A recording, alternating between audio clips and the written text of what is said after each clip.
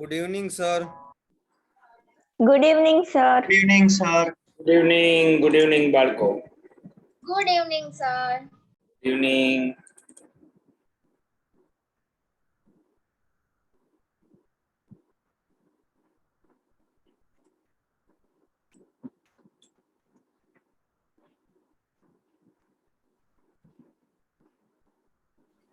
Good evening, sir.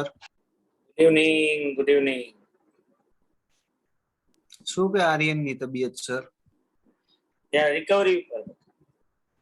વાહ, સારું થવા માંડ્યું ને હવે તો? ત્યાં તો સારું છે. તો સારું લ્યો.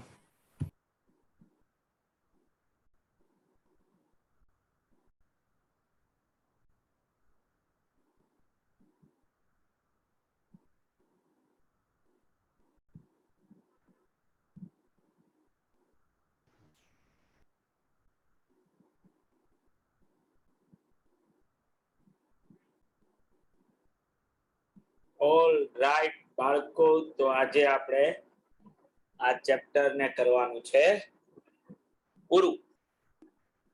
તો આઈ થિંક 3 ક્વેશ્ચન્સ બાકી છે. ક્વેશ્ચન 2, ક્વેશ્ચન 9 અને ક્વેશ્ચન 20. બરાબર બોલું છું ભાઈ હું? Yes, sir. તો પેલા 2 થી જ ચાલુ કરીએ.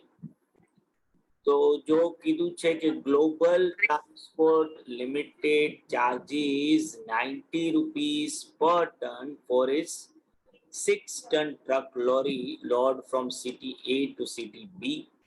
Charges for return journeys are 84 per ton.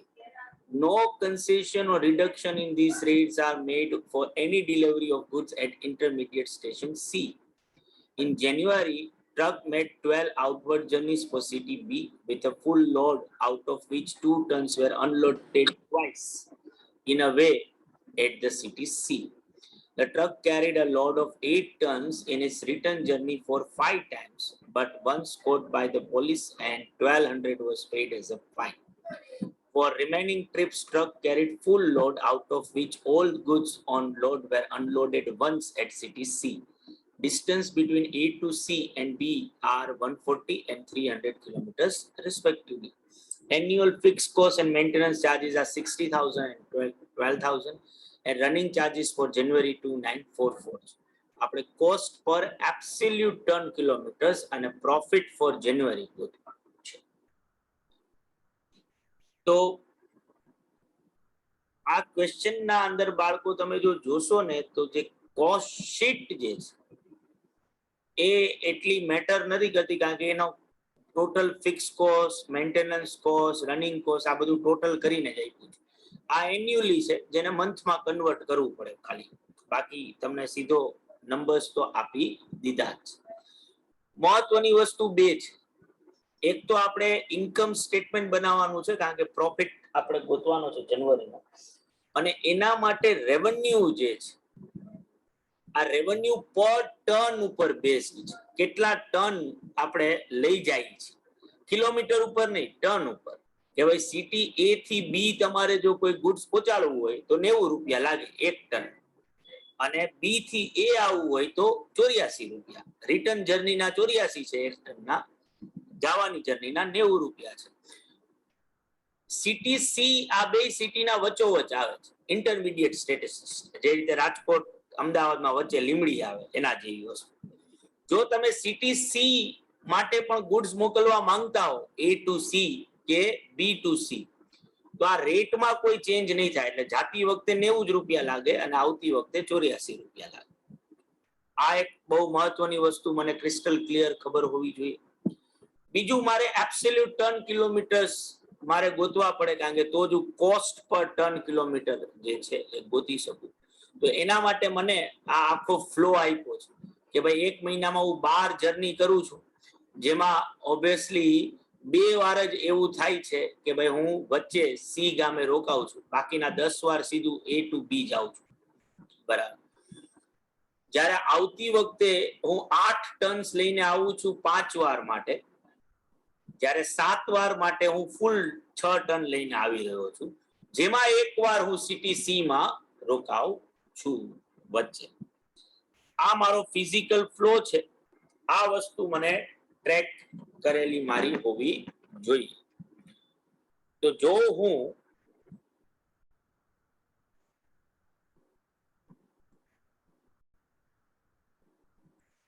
Absolute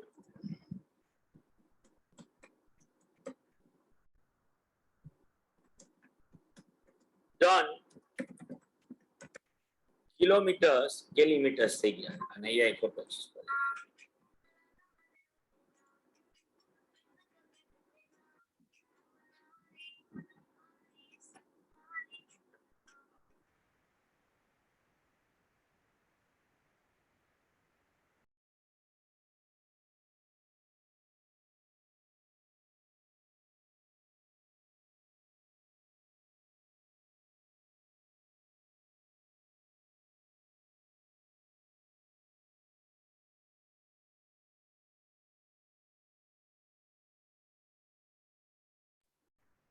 તો મારે ટન કિલોમીટર્સ જો ગોતવા હોય તો આઉટવર્ડ જર્નીઝ જે છે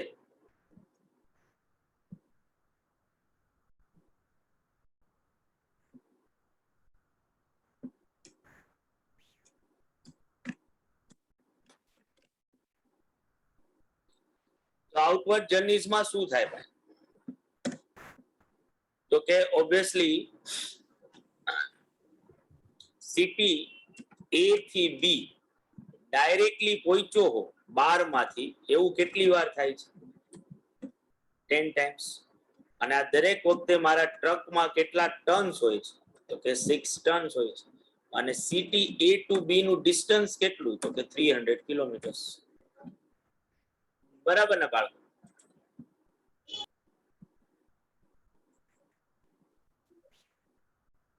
યસ સર. તો કેટલા થાય?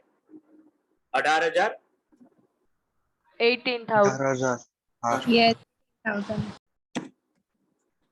પણ બે વાર એવું થાય છે કે આપણે પેલા સિટી એ થી નીકળીએ છીએ અને સિટી સી માં ઉભા રહીએ છીએ.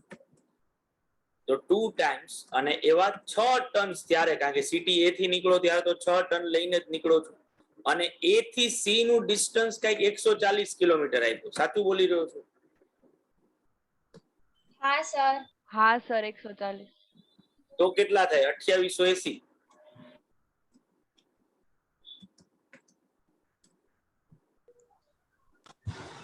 સાચું કર્યું?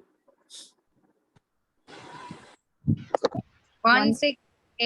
1680 આવે 1680 છે. થાય છે. 1680. હા. હા. પણ પછી સિટી સી થી બી સુધી તો પહોંચીશ જ. તો આ ત્યારે જ આ 2 ટાઈમ્સ વાળી જર્ની મારી પૂરી થાય.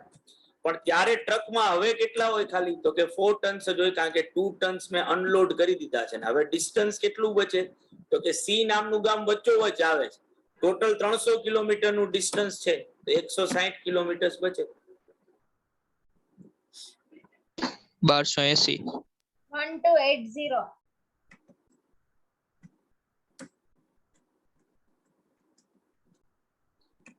તો જતી વખતના ટોટલ કેટલા બાળકો?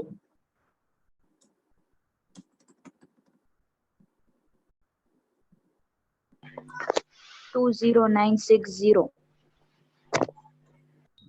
20960.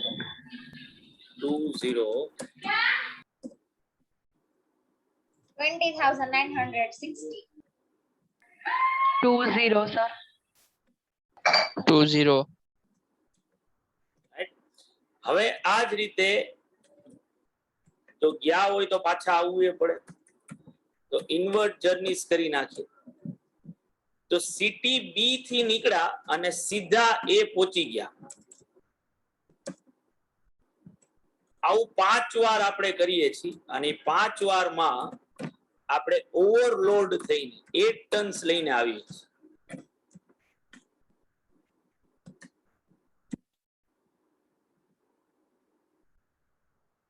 $12,000 થાય.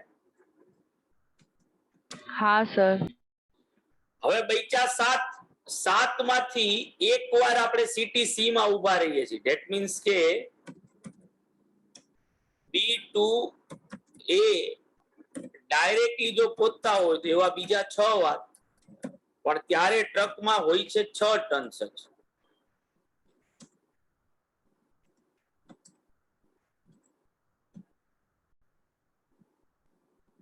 તો 10,800 ટન કિલોમીટર થાય. અને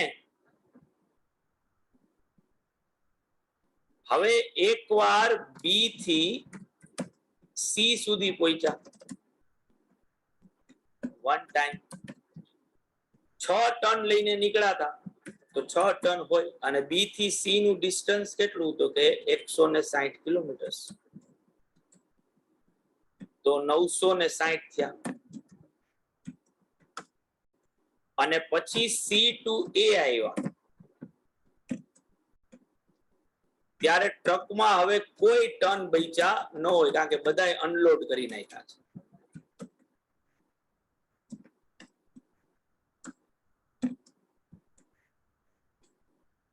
ઝીરો ટન કિલોમીટર. તો ટોટલ કરું ઈ કેટલો થાય ભાઈ? 23,760. 23,760.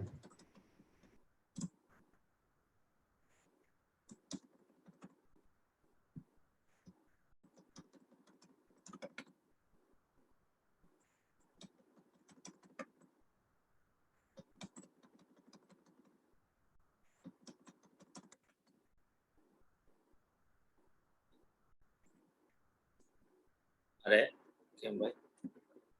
23,000 760. 760.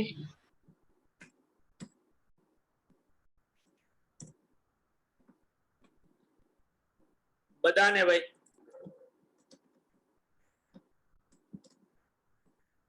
પાકું ને? હા સર. તો ટોટલ ટન કિલોમીટર કેટલા થાય?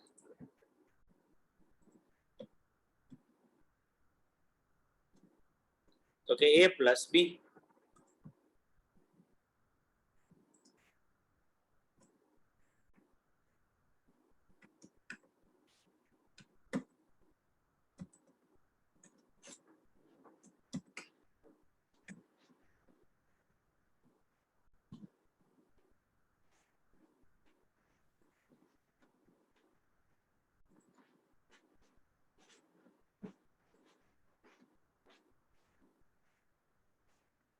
કેટલા આવે ભાઈ?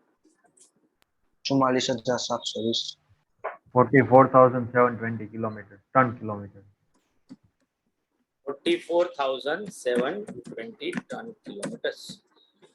તો જો મારે કોસ્ટ પર ટન કિલોમીટર ગોતવી હોય તો મારે 1 મહિનાની કોસ્ટ ગણવી પડે અને એને ડિવાઈડ કરવું પડે 44,720 થી.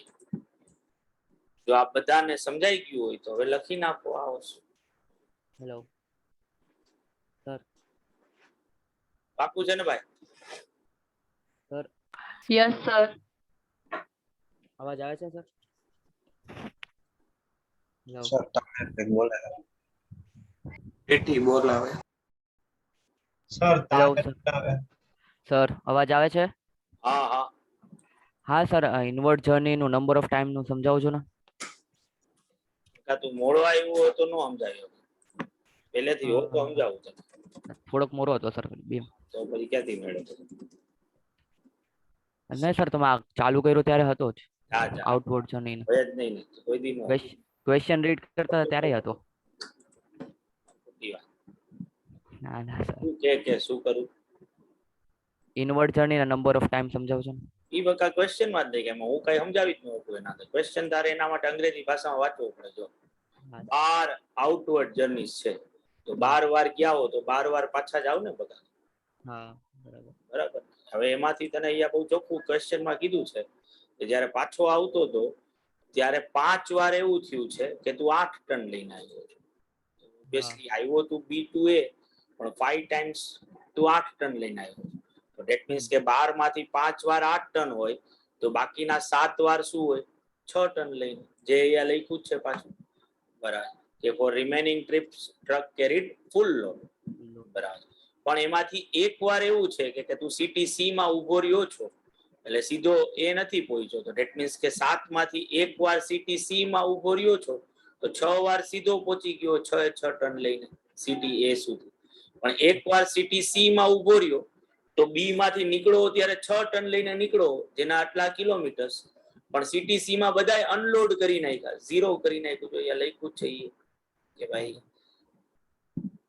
all the goods are unload were unload once at CTC.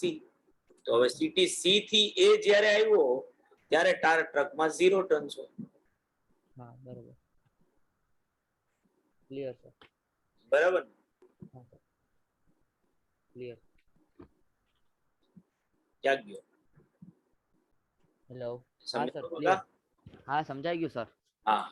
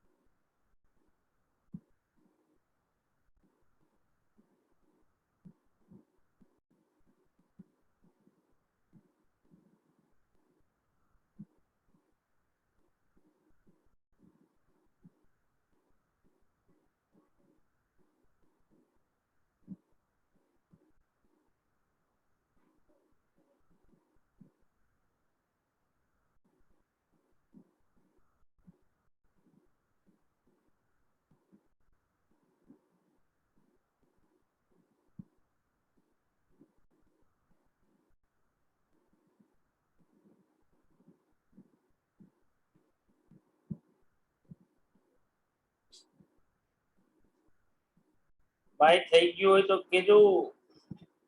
Done sir. તો હવે જો મારે કોસ્ટ પર ટન કિલોમીટર ગણવું હોય તો એના માટે મારે સૌથી પહેલા તો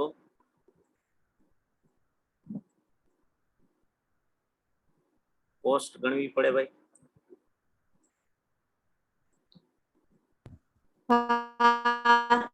તો કોસ્ટ શીટ જો હું બનાવું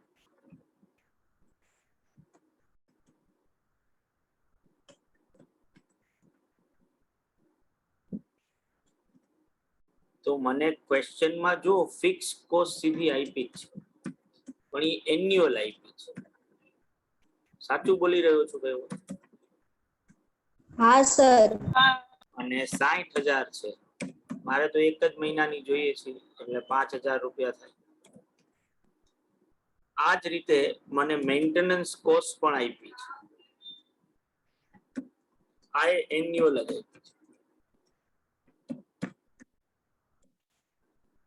₹3000 થશે અને આ જ રીતે મને રનિંગ કોસ્ટ પણ આપી છે જે જાન્યુઆરી મંથની આપી છે 2944. આ સિવાય બીજો કોઈ ખર્ચો મને આપ્યો છે ભાઈ? પેનલ્ટી. સર. Very good. પણ પેનલ્ટી જે છે એ આપણે કોસ્ટ ડિટર્મિનેશન કરતી વખતે, કારણ કે આપણે કોસ્ટ પર ટન કિલોમીટર ગોતી રહ્યા છીએ, તો કોસ્ટ ડિટર્મિનેશન કરતી વખતે આપણે પેનલ્ટીને ધ્યાનમાં લઈશું નહીં. આનું શું રીઝન છે? તો કે પેનલ્ટી એબનોર્મલ કોસ્ટ છે.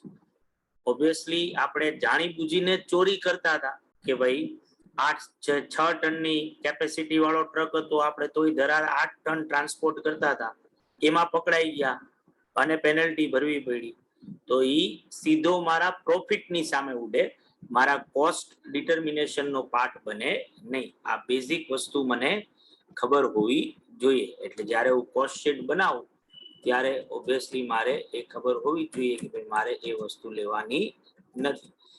હવે જો કેલ્ક્યુલેશન ઓફ કોસ્ટ પર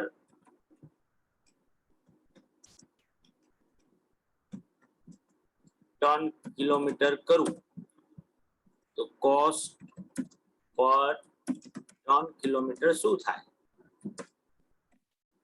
તો કે total cost divided by ton kilometre. Total cost 8944 અને ઓલા હતા 44000. કેટલા હતા ભાઈ? 44720. 720. તો 0.2 0.2. Ton kilometre. સાવ સાચું બાળકો? હા સર. બધાને સમજાણું ને? ખાસ તો ગણી નાખો ઝડપથી.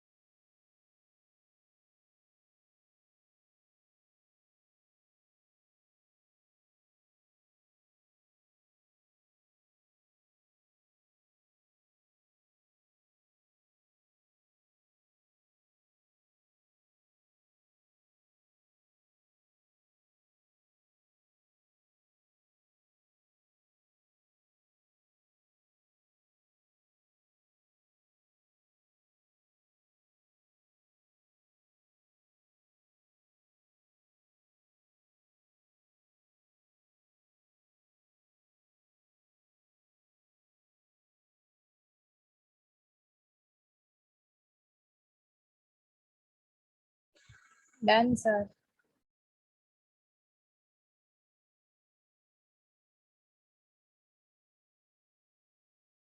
ત્રીજો અને છેલ્લો ક્વેશ્ચન બાળકો, અને એ શું છે તો કે ઇન્કમ સ્ટેટમેન્ટ બનાવવાનું. તો જાન્યુઆરી મહિનામાં આપણે કેટલો પ્રોફિટ કમાણા છે, પ્રોફિટ પર ટન કિલોમીટર નથી પૂછ્યું, કેટલો પ્રોફિટ કમાણા ઈ આપણે ગણીને દેવાનો છે. તો ઓબ્વિયસલી મારા માટે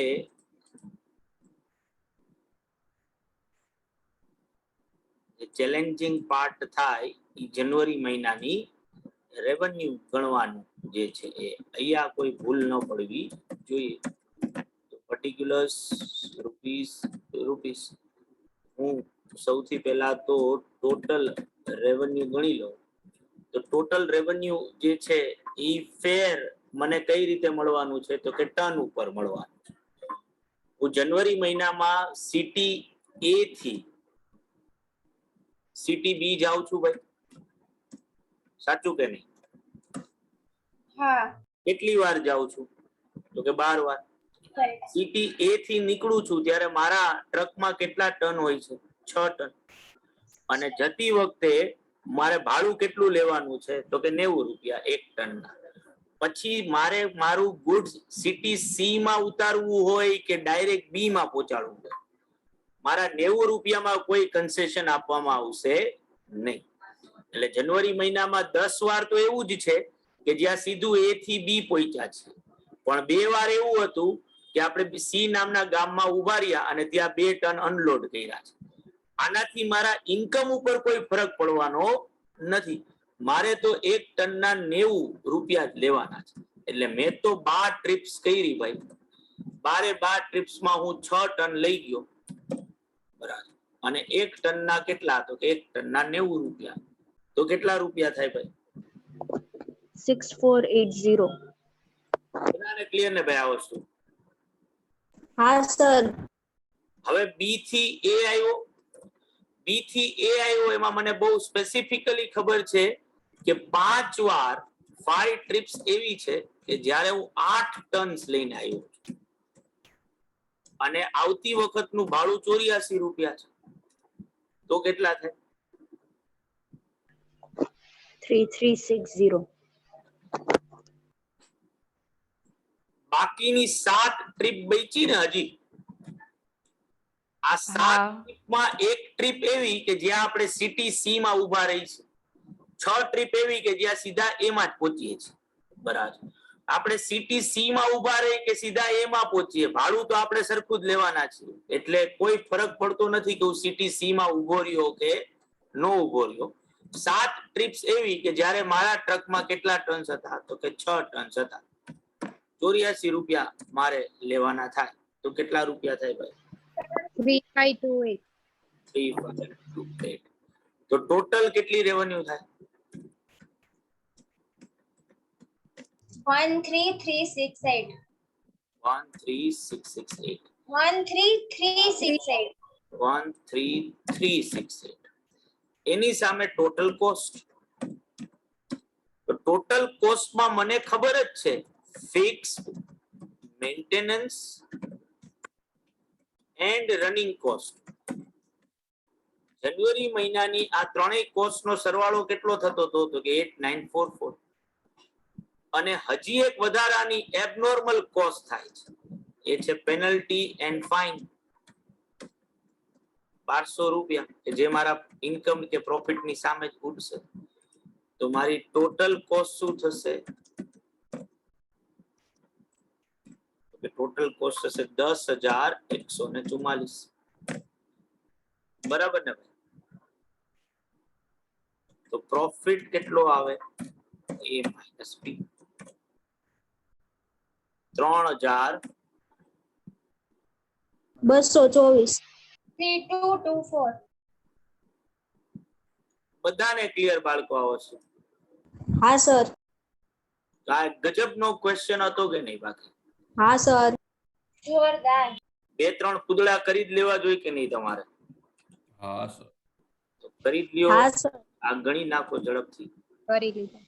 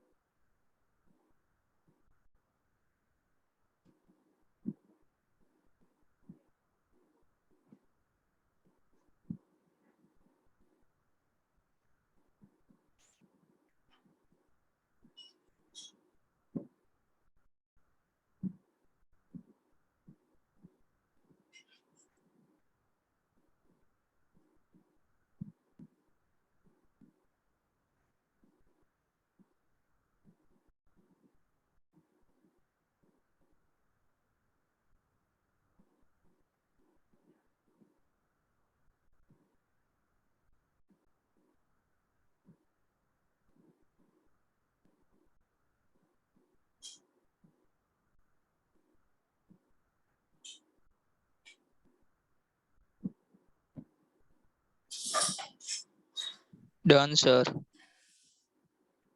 Done, sir. ઓકે બધાને ભાઈ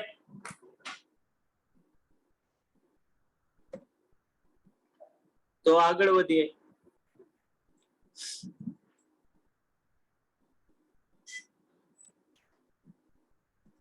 તો જુઓ હવે ક્વેશ્ચન નંબર 9 છે બાળકો.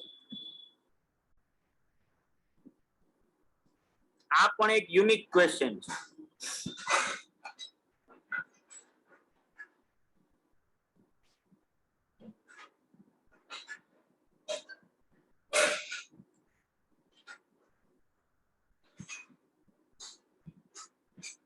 વ્હીકલ એ અને વ્હીકલ બી ના માઇલેજ રન એન્યુઅલ તમને ગણીને જ આપ્યા છે question.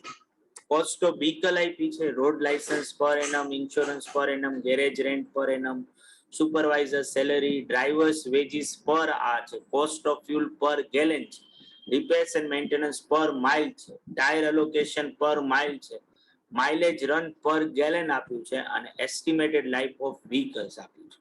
Interest 5% cost of vehicle નું ચાર્જ કરવાનું છે અને વ્હીકલ રન્સ 90 માઇલ્સ પર આર ઓન એન એવરેજ.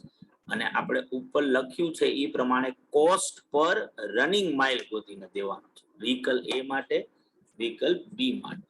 બહુ ઈઝી ક્વેશ્ચન છે આમ તો, પણ અમુક વસ્તુ એવી છે કે જે અત્યાર સુધી તમે જેટલા ક્વેશ્ચન ગણ્યા એમાં તમે એ વસ્તુને જે રીતે ટ્રીટ કરતા હતા, આ ક્વેશ્ચનમાં આ ક્વેશ્ચન પૂરતું રાધર એ આખું ચેન્જ થઈ જાય છે. સૌથી પહેલી વસ્તુ તો આની વાત કરીએ કે આપણે કોસ્ટ પર રનિંગ માઇલ ગોતવાનું છે. કોઈ ટન કિલોમીટર કે પેસેન્જર કિલોમીટરની વાત નથી, રનિંગ માઇલ જ છે. જો યાર રનિંગ માઇલ આપ્યા તમને ક્વેશ્ચન, ક્યાં ગયા આર્યા પેલી જ લાઈનમાં આપ્યા છે, બરાબર. જે કઈ ખર્ચો આવે એ ખર્ચાને આ માઇલ્સ થી ડિવાઈડ કરો એટલે કોસ્ટ પર રનિંગ માઇલ મળી જાય. આપણે બધાને ખબર છે કે જ્યારે વ્હીકલ્સ ના ક્વેશ્ચન કરીએ છીએ ત્યારે કોસ્ટ શીટ બનાવવામાં આપણે ફિક્સ એક્સપેન્ડિચર્સ જેને આપણે સ્ટેન્ડિંગ ચાર્જીસ કહીએ છીએ અને રનિંગ એક્સપેન્ડિચર્સ કે જેને આપણે વેરિયેબલ ચાર્જીસ છે, આ બે અલગ અલગ બતાવીએ છીએ, બરાબર કે નહીં? હા સર. Yes, હા sir. સર. હવે અત્યાર સુધી તમે જેટલા ક્વેશ્ચન ગણ્યા ને એ બધા ક્વેશ્ચન ના અંદર ઓબ્વિયસલી રોડ લાયસન્સ તો ફિક્સ એક્સપેન્ડિચર જ થાય, ઇન્સ્યોરન્સ એ ફિક્સ થાય, ગેરેજ રેન્ટ એ ફિક્સ થાય, સુપરવાઇઝર ને સેલરી એ ફિક્સ થાય. ડ્રાઈવર્સ વેજીસ પણ અત્યાર સુધી આપણે ફિક્સ જ ગણતા હતા, પણ આ ક્વેશ્ચનમાં ફિક્સ માં નહીં આવે કારણ કે ડ્રાઈવર વેજીસ મને પર મંથ કે નથી આપ્યું, મને પર આર આપેલું છે અને વ્હીકલ 1 કલાકમાં કેટલું ચાલે છે એ આ નીચે કીધું છે. તો હું ઈઝીલી ડ્રાઈવર્સ વેજીસ ને પર માઇલમાં શું કરી શકું છું, કન્વર્ટ કરી શકું.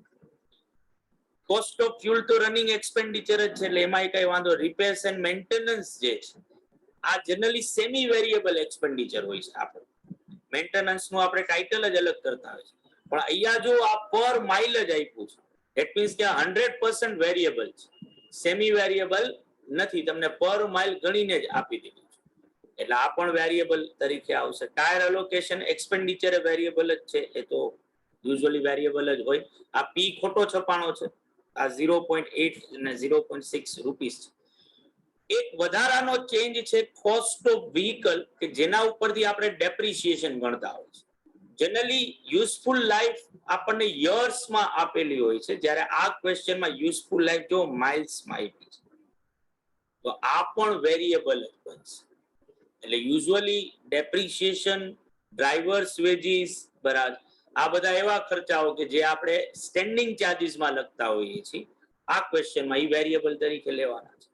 આ જ રીતે રિપેર્સ એન્ડ મેન્ટેનન્સ જે સેમી એન્યુઅલ આપણે સેમી વેરિયેબલ હોય છે એને આપણે 100% વેરિયેબલ તરીકે લઈશું. બધાને ક્લિયર બાળકો? હા સર. હા સર. કોસ્ટ શીટ બનાવવું ને તો અહીંયા વ્હીકલ એ અને વ્હીકલ બી, અને હવે જો આપણે પર માઇલ ની કોલમ એડ જ કરી દીધી છે. આ પર માઇલ ની કોલમ એટલા માટે એડ કરેલી છે કારણ કે મેજોરિટી વેરિયેબલ એક્સપેન્ડિચર જે છે ને એ સીધા તમે પર માઇલ ગોતી શકો છો. ટોટલ કરી અને ટોટલ ને પર માઇલમાં કન્વર્ટ કરવાની જરૂર રનિંગ ચાર્જીસ માં રહેતી નથી. એટલે આ પણ એક નવો ટ્વિસ્ટ છે આ ક્વેશ્ચનના આન્સરને ગણવા માટે. સ્ટેન્ડિંગ ચાર્જીસ આપણે ટોટલ રૂપીઝમાં જ લખીએ છીએ, જેને પછી પર માઇલમાં કન્વર્ટ કરશું.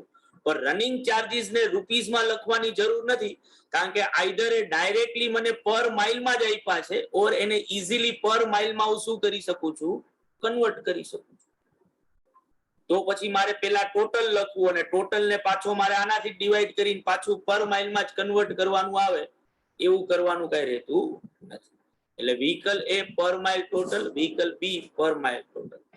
એન્યુઅલ રન મને આપ્યો છે 15,000 માઇલ્સ અને 6,000 માઇલ્સ. સ્ટેન્ડિંગ ચાર્જીસ નું ટાઇટલ અને એમાં આ 4 ખર્ચાઓ, road licence, insurance, garage rent અને supervisors and supervisions and salary annual expenditure જ છે, અને હું એન્યુઅલ કોસ્ટ શીટ જ બનાવી રહ્યો છું, તો કોપી પેસ્ટ જ કરવાના, જો બેઠે બેઠા લઈ. આ જ રીતે સાવ છેલ્લે મને ઇન્ટરેસ્ટ આપ્યું છે 5%. તો આ કોસ્ટ ઓફ વ્હીકલ છે એના 5% કરું તો મને ઇન્ટરેસ્ટ કોસ્ટ મળી જશે 1250 750.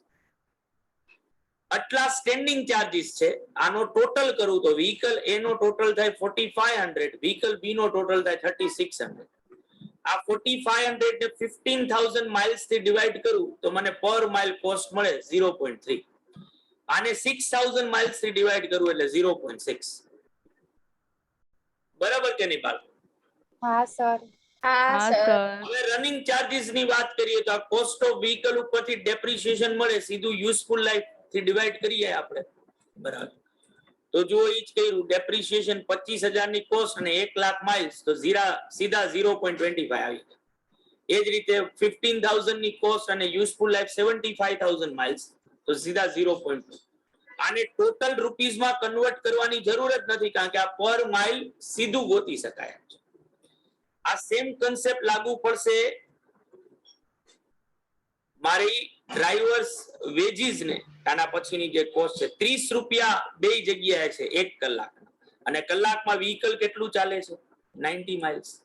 તો જો અહીંયા ડ્રાઈવર્સ વેજીસ આપણે લખ્યું છે 30 રૂપિયા અને 90 માઇલ્સ ચાલે, તો 1 માઇલના 0.33 થાય. બે જગ્યાએ સેમ જ આવશે. એ જ રીતે કોસ્ટ ઓફ ફ્યુલ મને ગેલન નું આપ્યું છે 30 અને 33 રૂપિયા, અને 1 ગેલનમાં કેટલી એવરેજ આવે ને એ આ કીધું છે, 20 માઇલ ને 15 માઇલ. તો 30 ડિવાઇડેડ બાય 20 કરું ને 33 ડિવાઇડેડ બાય 15 કરું તો મને સીધી ફ્યુલ કોસ્ટ મળે 1.5 અને 2.2.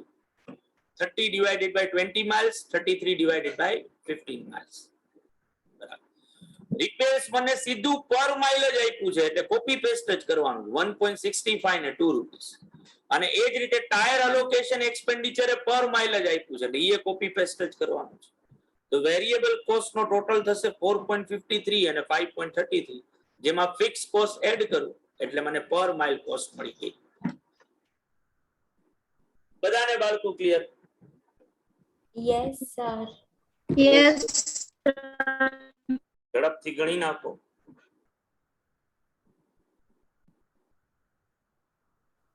સર આ ડ્રાઈવર શું લખ્યું છે? ડ્રાઈવર પછી ડ્રાઈવર્સ વેજીસ આ ક્વેશ્ચનમાં વાંચી લો. Drivers salary. સેલેરી. સેલેરી.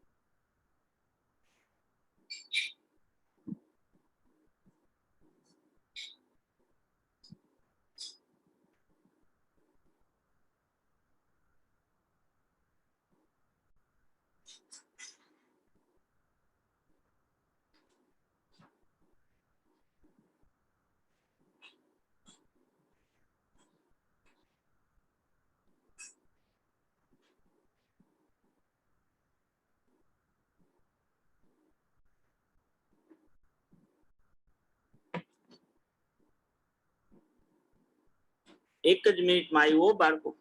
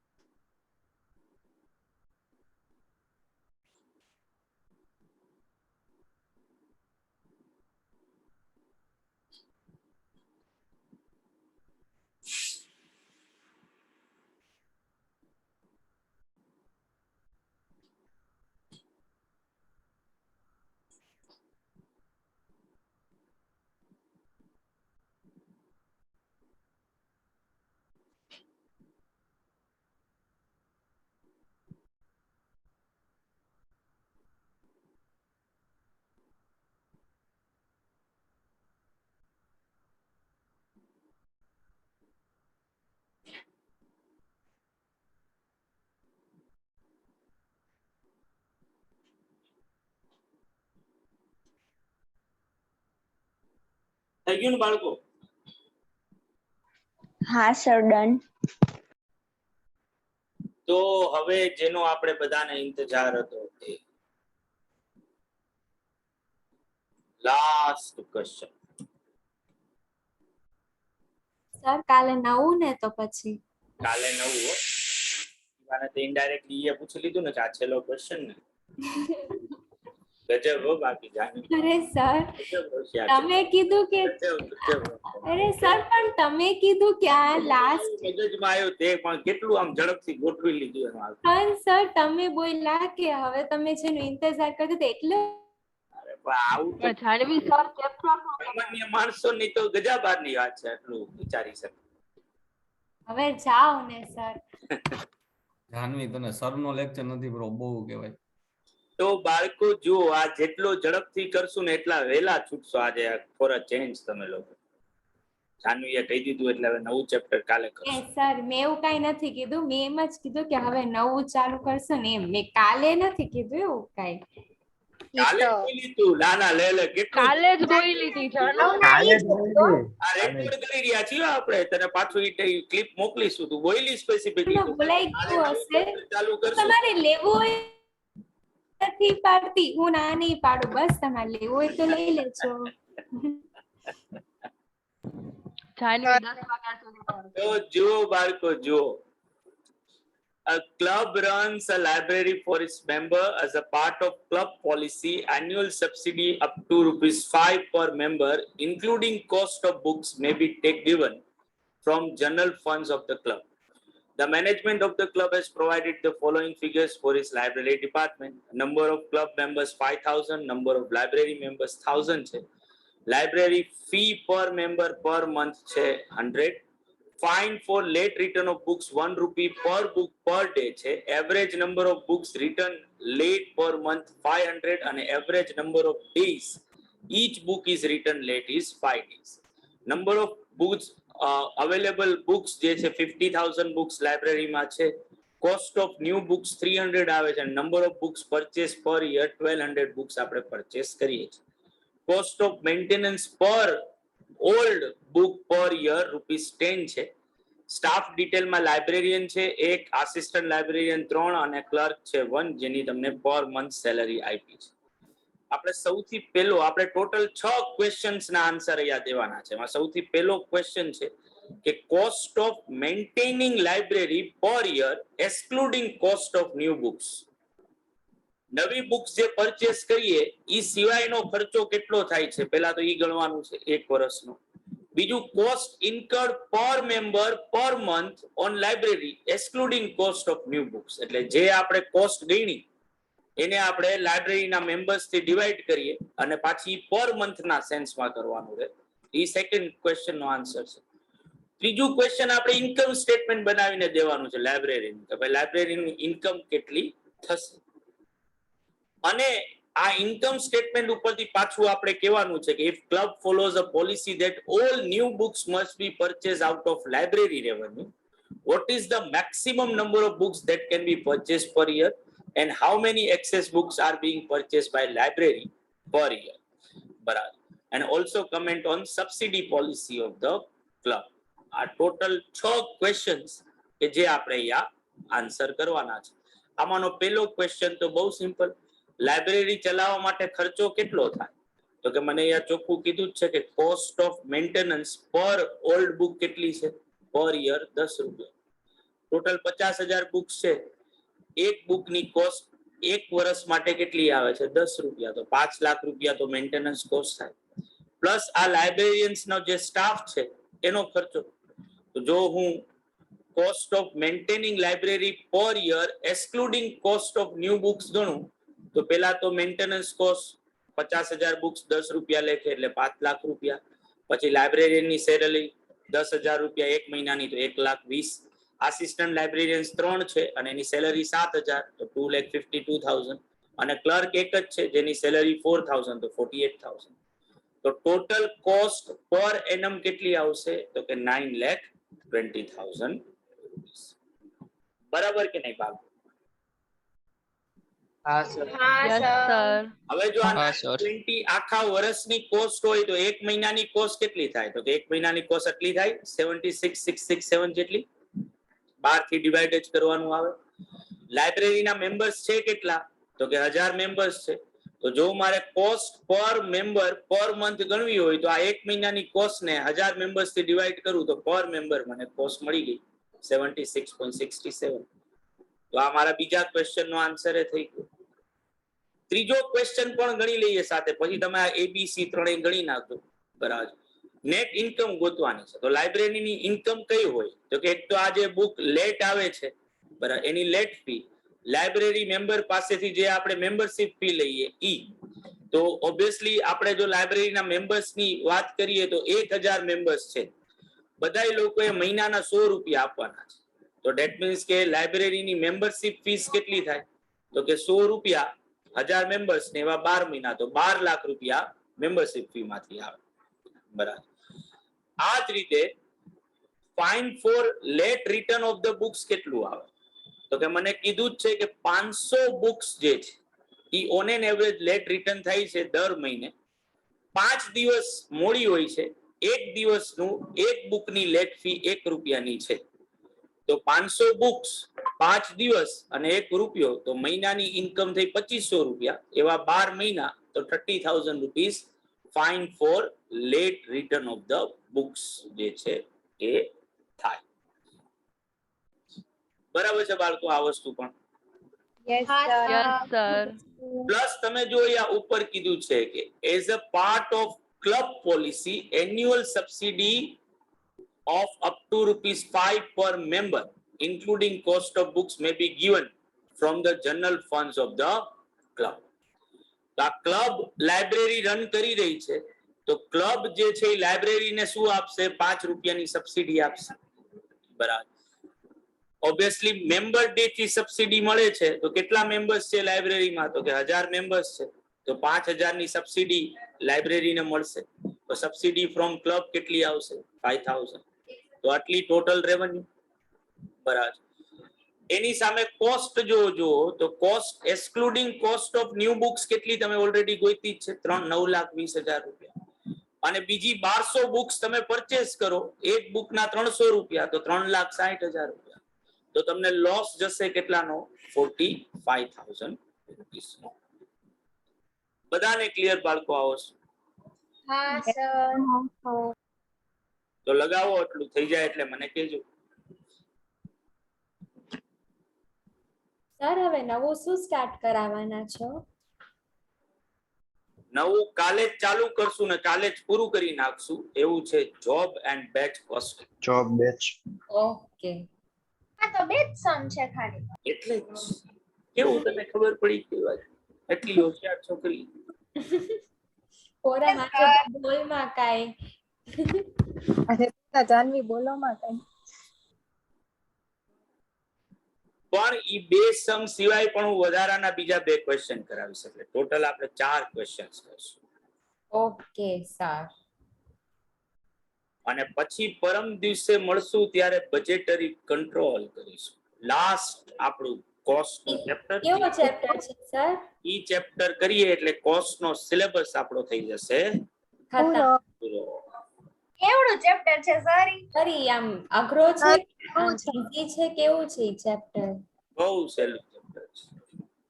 તમે તો સર સર માટે બધું સહેલું જ છે. ખોટું પૂછ્યું. સરે કીધું સરું એટલે આપણા માટે અઘરું સમજવાનું આપણે. એટલે આપણે માથા પછાડીશું એમાં. સર તમે પ્રોસેસ કોસ્ટિંગ હાર્ડ કહેતા હતા પણ અમને એમાં મજા આવી. હવે તમે જે ઈઝી કહેશો ને અમને અઘરું લાગશે, જોજો. હા એવું જ છે, બરાબર છે. સર તમારે એમ કહું બધું ઈઝી જ છે. તમારે સરનું માનવું નથી તો પછી પૂછો છો શું કામ? એ તું તો બોલ જ નહીં હો, અલે ચૂપ. નહીં કહ્યું તો અંકુર સર ની સાઈડ માં છો. તું તો અલે કઈ બોલ જ નહીં. નહીં તો મોડું થશે.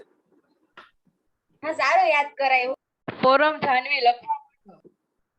અરે પ્રિયાંશી સાથે લખી જ છે.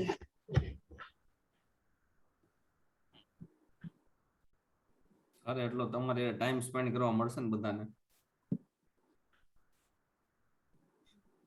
પછી એફએમ કરાવશો ને સર? આ પછી એફએમ હો. વાહ વાહ સર.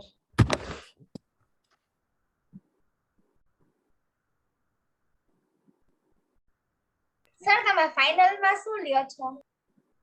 એફએમ બધા સબ્જેક્ટ. એફએમ અને ઇન્ડેક્સ. ફોરમ અત્યારથી તમારા ફાઇનલ ના જે 2 ચેપ્ટર આમાં આવી ગયા. પેલા તો 3 હતા, એમાંથી એક ઓછું કરી નાખ્યું લોકોએ. એટલે 2 ચેપ્ટર જે પેલા સાવ જૂના સિલેબસ માં ફાઇનલ માં જ હતા, એટલે જ હું કરાવું છું.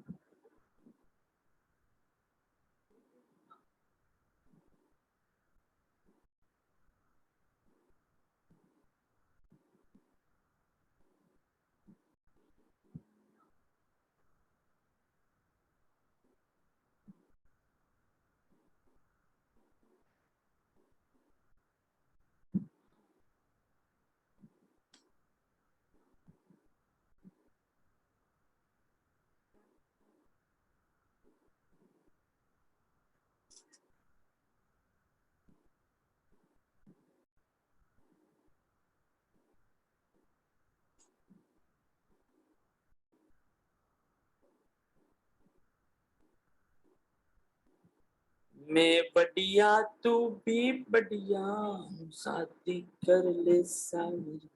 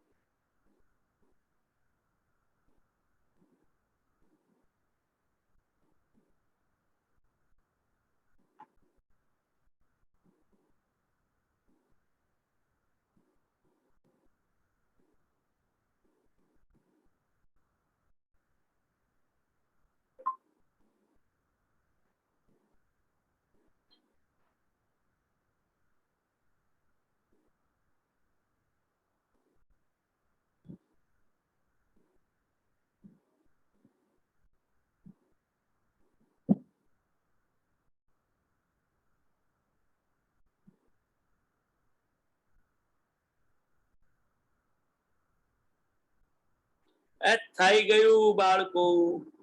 ના ખમો ખમો ના સર બાકી. હજી તો સી સ્ટાર્ટ થઈ ગયું. મારો વીરા સર સહન નહીં થાય એટલે થોડુંક ધીમે લખીએ છીએ. ઓ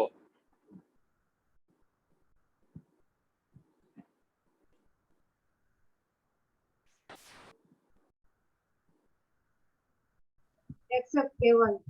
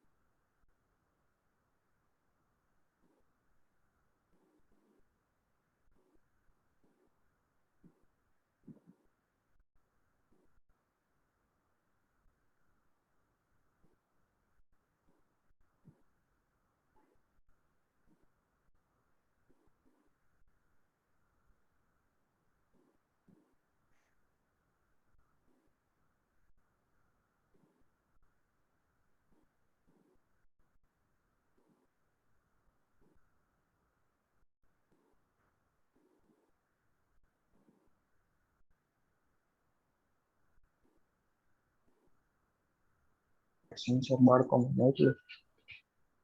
થઈ ગયું ભાઈ? બાકી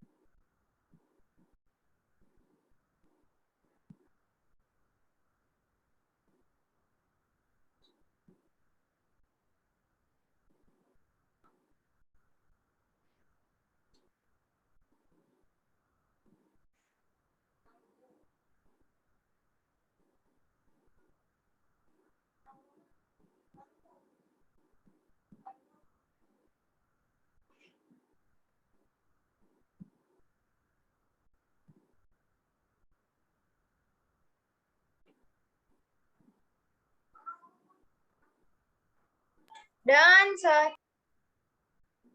ડન ડનાડન બાળકો બધાને. Yes sir done. તો હવે જો એના પછી કીધું છે કે ભાઈ બીકોઝ ઓફ નવી પુસ્તકો આપણે લાઇબ્રેરીની ઇન્કમ માંથી જ ખરીદીએ છીએ, બરાબર?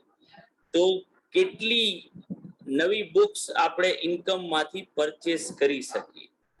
તો કે આપણી ટોટલ રેવન્યુ કેટલી છે? તો કે આપણી ટોટલ રેવન્યુ 12,35,000 રૂપિયાની છે. નવી બુક સિવાયનો ખર્ચો કેટલો? તો કે 9,20,000. તો નવી બુક માટે મારી પાસે બચે કેટલા? તો કે 3,15,000 રૂપિયા બચે.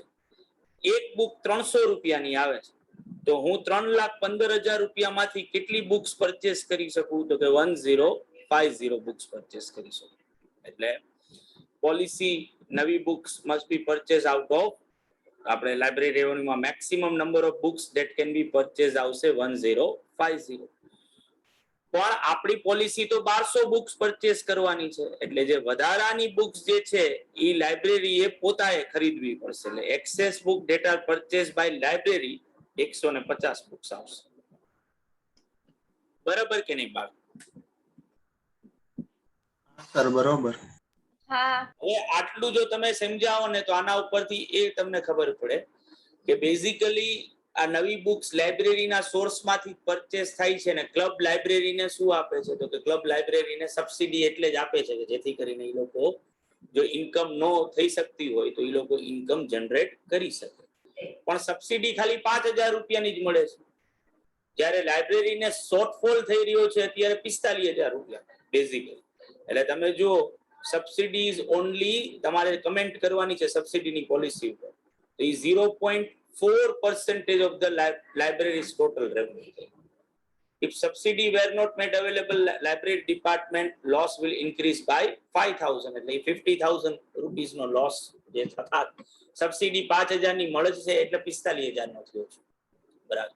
પણ આ સબસિડી જે છે એ સફિશિયન્ટ નથી, કારણ કે 5,000 ની સબસિડી આપે છે તોય લાઇબ્રેરીને લોસ તો થાય જ. એટલે subsidy policy may be redefined so as to provide sufficient fund to the library so that new books can be added every year and there is no loss from the library activities as such. આ આપણે comment તરીકે લખવું પડે. એટલે પહેલા તો આ બે આન્સર લખવાના થાય અને પછી સબસિડી ઉપરની કમેન્ટ્સ લખવાની થશે. પહેલા તો લખી નાખો આ બે આન્સર.